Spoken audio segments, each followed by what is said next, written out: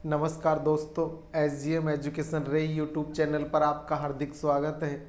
जैसा कि अपना यहाँ फर्स्ट ग्रेड, सेकंड ग्रेड और रीट भर्ती परीक्षा के लिए स्पेशल जो बैच चल रहा था उसमें अपना टॉपिक चल रहा था अलंकार। और अलंकार टॉपिक में हमने आपके उपमा अलंकार, रूपक अलंकार और अब उत्प्रेक्षा अलंकार को पढ़ रहे थे। यानी कि हमने शब्दालंकार के चारों भेद, जिसमें आपकी अनुप्रास है, यमक है, श्लेष है, वक्रोक्ति, चारों भेद अनुप्रास अलंकार के शब्द अलंकार के पढ़ लिए थे। उसके बाद हमने अर्थ अलंकार के 2 भेद पढ़ लिए थे, जिसमें उपमा और रूपक हमारे कंप्लीट हो गए। अब उसी कड़ी में हमारा जो तीसरा अलंकार है वो था आपके उत्प्रेक्षा। हम पढ़ रहे थे उत्प्रेक्षा अलंकार, और उत्प्रेक्षा अलंकार में भी हमने उत्प्रेक्षा अलंकार की परिभाषा जैसे कि पढ़ा था पिछली कक्षा में कि जहां उपमेय में उपमान की संभावना व्यक्त की जाए, जहां उपमेय को उपमान न मानकर उसमें उसकी संभावना हो, वहां आपकी उत्प्रेक्षा होता है। और संभावनाएं 3 प्रकार की व्यक्त होती है, वस्तु आधार पर, हेतु आधार पर और फल आधार पर। इस प्रकार उत्प्रेक्षा अलंकार के 3 भेद थे, जिसमें उसका पहला भेद था वस्तुत्प्रेक्षा, दूसरा था हेतुत्प्रेक्षा और तीसरा था फलोत्प्रेक्षा। और हमने पढ़ा कि उत्प्रेक्षा अलंकार में वाचक शब्द भी होते हैं, जैसे मनु, मानहु, मनहु, जनु, जानहु, जनहु आदि शब्द आपके वाचक शब्द हैं।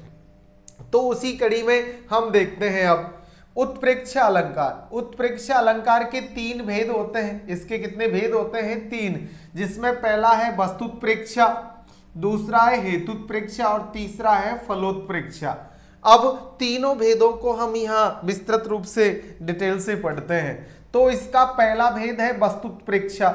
इसमें वस्तु प्लस उत्प्रेक्षा, यानी कि वस्तु में उत्प्रेक्षा हो, कहने का भाव वस्तु में दूसरी वस्तु की संभावना हो। जब किसी पद में एक वस्तु में दूसरी वस्तु की संभावना प्रकट की जाती है, कहने का मतलब वस्तु जो है उससे वह न मानकर कोई दूसरी होने की संभावना प्रकट हो, वहां वस्तुत्प्रेक्षा अलंकार माना जाता है। इसे स्वरूपोत्प्रेक्षा भी कहते हैं। इसका दूसरा नाम है स्वरूपोत्प्रेक्षा, स्वरूप उत्प्रेक्षा। तो इस आधार पे हमने देखा, जब एक वस्तु में दूसरी वस्तु की संभावना प्रकट हो, वहां आपके वस्तुत्प्रेक्षा अलंकार होते हैं। जैसे उदाहरण देखिए, कहती हुई यों उत्तरा के नेत्र जल से भर गए, हिम के कणों से पूर्ण मानो हो गए पंकज नए। उत्तरा यानी कि जो लक्ष्मण की पत्नी है, उसका नाम उर्मिला था। अब ये उत्तरा अभिमन्यु की पत्नी के बारे में कहा है कि कहती हुई यो उत्तरा। इस बात को कहते हुए उत्तरा के नेत्रों से आंसू की धारा बहने लगी, और वो आंसू के जो बूंदे हैं वो ऐसे लगने लगी मानो कि कमल की पंखुड़ियों पर क्या दिखाई देते हो, ओश की बूंदे। ओश की बूंदे या बर्फ के कण जैसे कमल की पंखुड़ियों पर दिखाई देते हैं, वैसे ही उत्तरा के नेत्रों का जल दिखाई दे रहा था। ऐसे ही यहां दूसरा उदाहरण, उन्नत हिमालय से धवल, यानी कि यहां पहले उदाहरण में समझे कि उत्तरा के नेत्रों से बहने वाले जो जल को, आंसुओं को, यहां उन आंसुओं में दूसरी वस्तु होने की संभावना, अर्थात उनमें हिम के कणों की संभावना प्रकट की है। तो यहां आपके मानव आदि शब्द वाचक शब्द का प्रयोग है, तो यहां वस्तुत्प्रेक्षा हो जाएगा। एक वस्तु में दूसरी वस्तु को होने की संभावना प्रकट करना। उन्नत हिमालय से धवल बह सुरसरियों टूटती, मानो पयोधर से धरा के दुग्ध धारा छूटती।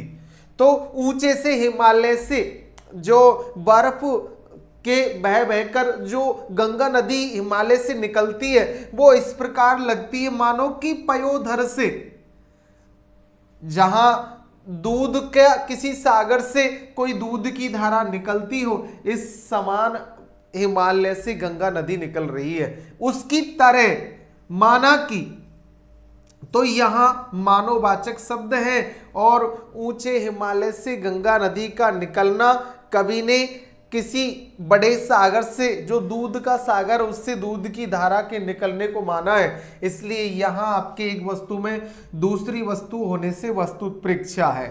तीसरा उदाहरण देखिए, अति कटु वचन कहत के ही मानहु लौन जरे पर देही। यानी कि केकई द्वारा भगवान श्री राम को वन आदि जाने की बातें जो दशरथ से की जा रही थी, उन बातों को लेकर कवि कह रहे कि अति कटु वचन, अत्यंत कड़वे वचन कह रही थी उस समय केकई, और मानो कि ऐसा लग रहा था कि जले हुए पर क्या छिड़क रही थी, नमक। मानहु लौन जरे पर देही, जले हुए पर नमक छिड़क रही हो। तो यहाँ वचनों को नमक के समान नमक मानना, उसकी संभावना प्रकट करना, इसलिए यहां क्या हो जाता है, वस्तु उत्प्रेक्षा, एक वस्तु में दूसरी वस्तु की संभावना। चौथा जो उदाहरण है, विप्र रूप धरि पवन सुत आई गयो जनुपोत। यानी कि भगवान श्री राम और लक्ष्मण जब ऋषिमुख पर्वत पर सुग्रीव से मिलने के लिए जाते हैं, तो उसी समय उनकी पहचान के लिए कि ये आने वाले जो दो वनवासी हैं, जो ऋषि पुत्रों के समान लग रहे थे, वो कौन आ रहे हैं, इस बात की पहचान के लिए जो भगवान हनुमान जी है, उन्हें सुग्रीव द्वारा भगवान श्री राम लक्ष्मण की पहचान के लिए भेजा गया।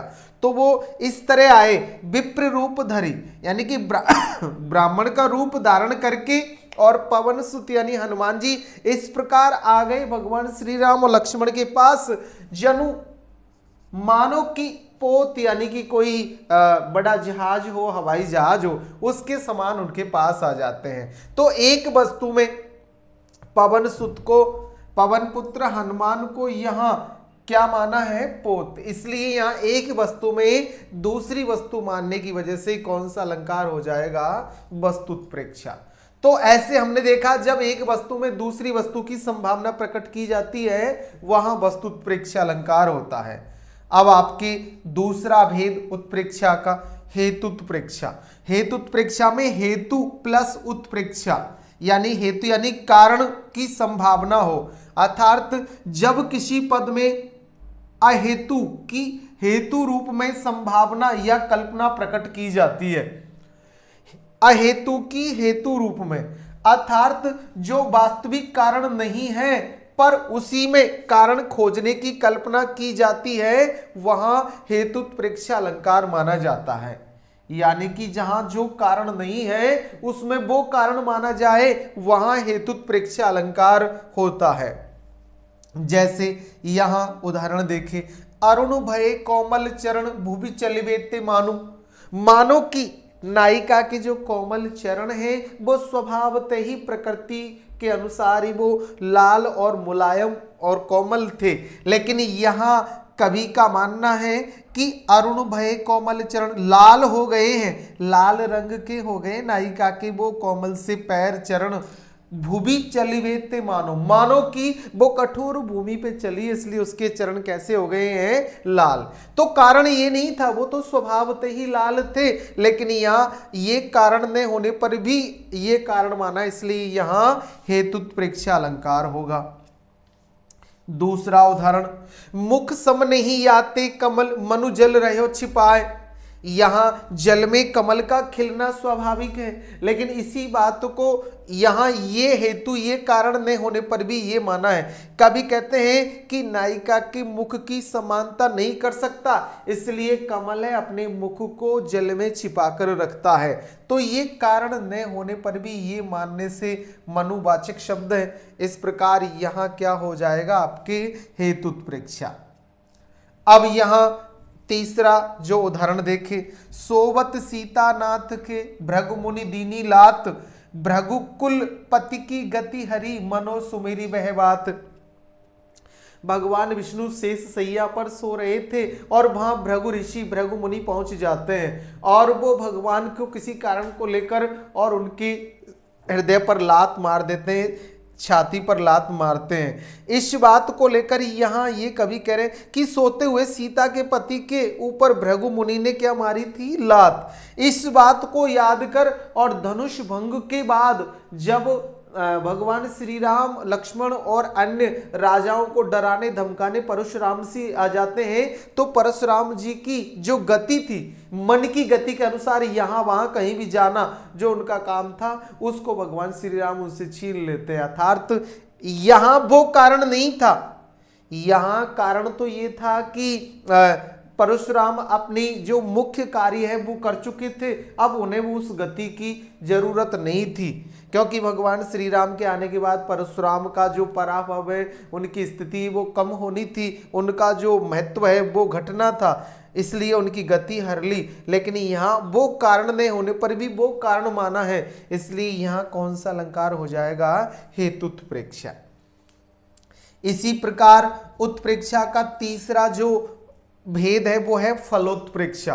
फल और उत्प्रेक्षा यानी कि अफल में भी फल को माने या उसकी संभावना व्यक्त हो, वहां आपके फलोत्प्रेक्षा अलंकार होता है कि जब किसी पद में अफल में फल की कल्पना की जाती है, अर्थात जो फल नहीं है उसे फल के रूप में कल्पित किया जाता है, तो वहां फलोत्प्रेक्षा अलंकार माना जाता है। यानी कि अफल में फल की कल्पना करना, जैसे कि यहां हम देखें, तब मुख समता लहने को सेवत है जलजात। यहां नायिका के मुख की समानता प्राप्त करने के लिए जो कमल है वो जल में ही जन्म लेता है, वो जल में ही रहकर तपस्या करता है। ऐसा भाव कि तब मुख समता लहने को, तुम्हारे मुख की समानता प्राप्त करने के लिए ही सेवत है जलजात। जलजात यानी जल में जन्म लेने वाला जो कमल है वो जल में रहकर ही जैसे तपस्या कर रहा है, अपने आप को इस योग्य बना रहा है कि वो नायिका के मुख के समान सुंदर बन सके। तो ये अफल यानी कि अफल है, लेकिन इसमें फल की कल्पना की है, अर्थात इस तरह की क्रिया नहीं थी फिर भी वो मानी है, क्योंकि स्वभावतः ही कमल जल या कीचड़ में ही पैदा होता है, लेकिन उसे उस तरह मानना, यहाँ आपके फल में फल की कल्पना करने से कौन सा अलंकार हो जाएगा, फलोत्प्रेक्षा। दूसरा, तो पद समता को कमल जल सेवत इक पाए। तुम्हारे चरणों की समानता के लिए ये कमल है वो एक पैर से जल में खड़ा रहकर और क्या कर रहा है, तपस्या। वही तुम्हारे पद, तुम्हारे चरणों की, कि हे नायिका, तुम्हारे चरणों की समानता प्राप्त करने के लिए एक पैर पर खड़ा होकर, एक डंडी पर खड़ा होकर, और कमल है वो जल में तपस्या कर रहा है, इस प्रकार का भाव यहाँ प्रकट किया है। बाकी यानी है फल में फल की कल्पना की है, ऐसा कुछ माना है। ऐसा ही यहाँ बाजी बली रघुवंशिन के मनु सूरज के रथ चूमन चाहे, यानी कि यहाँ बलवान जो रघुवंश भगवान श्री राम के वंशज थे, उनके बलशाली घोड़े हैं, वो मानो कि ऐसी गति से चलते हैं मानो कि वो सूर्य के रथ में लगे हुए घोड़ों की समानता करना चाहते हो या उन्हें चूमना चाहते हो। इस तरह का यहाँ अफल में फल की कल्पना है। इसी प्रकार आपकी चौथा उदाहरण, तरनी तनुजा तट तमाल तरुवर बहु छाए, झुके कूल सो जल परसन हिल मनहु सुआए। यमुना के तट पर जो तमाल वृक्ष है वो बड़े ही सुशोभित हो रहे हैं, सुंदर लग रहे हैं। झुके कूल सो जल परसन, वो यमुना के किनारों पर जो कदम के वृक्ष है वो झुक जाते हैं, सॉरी तनुजा तमाल वृक्ष है वो तट पर झुक जाते हैं, तो उनका झुकना, कवि का मानना है कि वो इसलिए झुक रहे हैं मानो कि वो यमुना के जल को स्पर्श करना चाह रहे हो। तो यहाँ अफल में फल की कल्पना करने से या अफल में फल मानने से यहाँ आपके फलोत्प्रेक्षा अलंकार हो जाता है। तो इस प्रकार हमने देखा कि उत्प्रेक्षा अलंकार के मुख्यतः तीन भेद होते हैं, जिनमें आपने वस्तुत्प्रेक्षा, एक वस्तु में दूसरी वस्तु की संभावना प्रकट की जाती हो वहां वस्तुत्प्रेक्षा, हेतुत्प्रेक्षा, अहेतु में हेतु की कल्पना संभावना प्रकट की जाती है वह हेतुत्प्रेक्षा, और फलोत्प्रेक्षा जहां अफल में फल की संभावना या कल्पना की जाए वहां फलोत्प्रेक्षा। इस प्रकार हमने आपके उपमा अलंकार, रूपक अलंकार और उत्प्रेक्षा अलंकार को विस्तृत रूप से समझा और पढ़ा।